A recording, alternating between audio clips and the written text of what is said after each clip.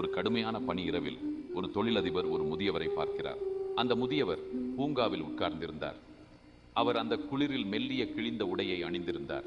அந்த காட்சி தொழிலதிபரை கவலைக்குள்ளாக்கியது. எனவே தொழிலதிபர் முதியவர் அருகில் அமர்ந்து கேட்டார், உங்களுக்கு குளிரவில்லையா? கம்பளி அணியாமல் இருக்கிறீர்கள். முதியவர் பதில் அளித்தார், என்கிட்ட கம்பளி வாங்க வசதி இல்லை, ஆனால் நான் அதற்கு பழகி கொண்டேன். புதவர் நினைத்த தொழிலதிபர் கூறினார், இங்கே இருங்க, நான் வீட்டுக்கு போய் உங்களுக்கு ஒரு கம்பளி கொண்டு வருகிறேன். முதியவரின் கண்களில் நம்பிக்கை மிளிர்ந்தது. அவர் நன்றி என தலையாட்டி காத்திருந்தார். தொழிலதிபர் வீடு திரும்பிய போது அவர் கம்பெனி வேலைகளில் பிஸியாகி போனார்.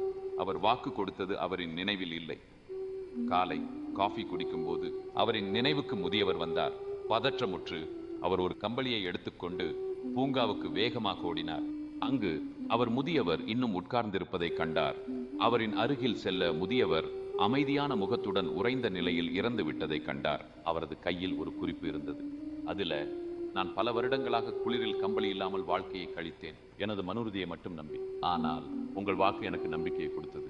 நான் மறந்துவிட்ட வெப்பத்தை உணர்ந்தேன். நீங்கள் திரும்பவில்லை. அந்த நம்பிக்கை மறைந்து விட்டது. மேலும் என்னால் குளிரை எதிர்த்து வாழ முடியவில்லை.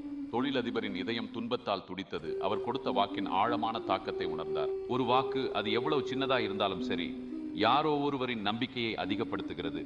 அந்த வாக்கை மீறுவது ஒரு மென்மையான அப்பாவி ஆன்மாவை உடைத்துவிடும். ஆனால் அதை நிறைவேற்றுவது அவர்களின் இருட்டான நாட்களில் ஒளியேற்றும். நீங்கள் கொடுக்கும் சத்தியங்கள், வாக்குகளில் மிக கவனமாக இருங்கள். அவை நீங்க நினைத்து பார்க்காத அளவு அர்த்தம் வாய்ந்தவையாக இருக்கலாம்.